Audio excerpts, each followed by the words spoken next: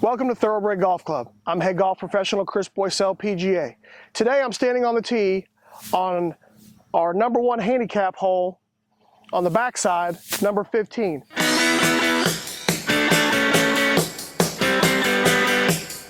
Dead straightaway, par 5. From the front back tee here, it's about 510 yards. From the back of the back tee, about 530 yards. So, got a little, probably the longest par 5 on the golf course. The reason we're here today, though, is not to talk about, we're going to demonstrate the hole a little bit, but it's mainly to show about strategy, especially on holes such as par 5s.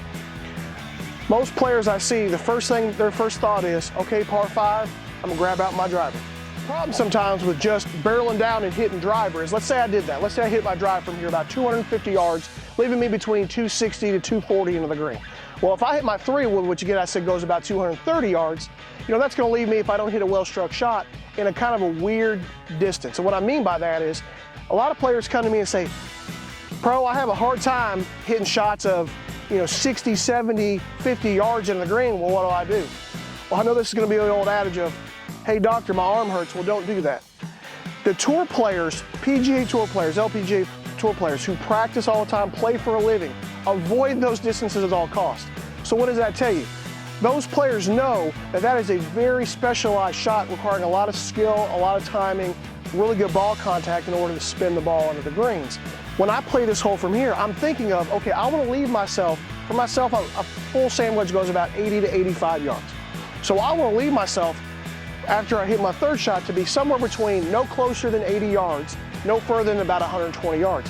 The creek on this hole is about 130 yards from the hole, so I know if I get anything over that creek from 10 to 20, 30 yards over, I'm going to be very happy with the shot I have into the green. I can hit a nice high soft shot that'll land and spin on this green, versus from 50, 60 yards, you have that little weird distance, the ball hits on the green, spins, goes right off the green, because it's just very difficult from that distance to create enough spin because you're not swinging the club at a fast enough speed.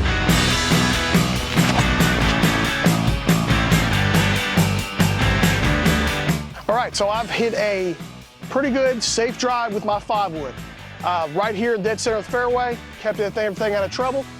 And now I'm actually at the point, another nice thing about this strategy is, it also takes out the, well, maybe I should go for it, because I'm so far away now, I have no chance to get there. So now it's gonna, okay, now I know I gotta play a smart shot.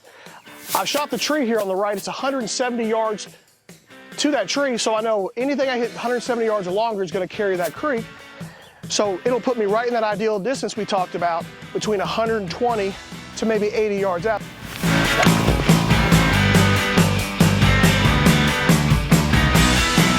Hit it just past the tree here, left myself right in the distance we had talked about.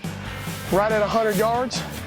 For me, typically this is a nice, easy, full 50-degree gap wedge, approach wedge, shot in the green.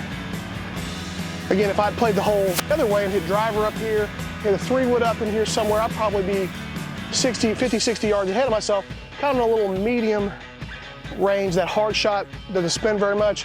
Again, this green is very narrow, very slopey.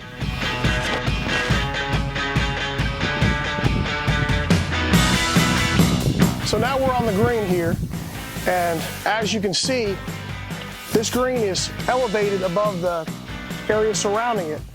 So when your shot comes in, it's going to come in a little shallower than it would if it was flat to the ground, because the ball hasn't reached its bottom peak yet. When we talk about again, and everything on this green slopes from front to back and from right to left. So again, talking about the ball hitting and taking off, it's one of the reasons this is the hardest hole on the golf course, not just purely by the length, but purely by the fact that the green is so, it's a lot more difficult green than some of them you see on the golf course. So now I've left myself a pretty reasonable putt at the cup. I only have about probably 10, 15 footer. Pretty easy attempt at it. Conversely, chipping on the back or hitting in the front bunker, a lot of difficult spots you could be around the screen. So I had a nice little 2-putt for par. Again, set up the hole from the tee. I played it, instead of thinking, grab my driver, bust the driver as far as I can, I sat there and planned the hole out in advance. Leaving myself a pretty easy birdie putt, just missed it, tapped in for par. I hear a lot of golfers also say, well, I can't play that way. I don't hit my driver far enough to play that. That might be a good indicator also that you may be playing from the wrong set of tees. Again, we want you to come out and we want you to have fun. We want you to enjoy yourself. So leave yourself opportunities so that you can play the golf course different instead of have to bash driver on every single swing. If you have to hit on less than half of the par fours, have to hit more than 7-iron into the green, you're probably playing the wrong set of tees. Again, I'd like to thank everybody for coming out today. Thoroughbred Golf Club, come out and see us sometime. Thank you.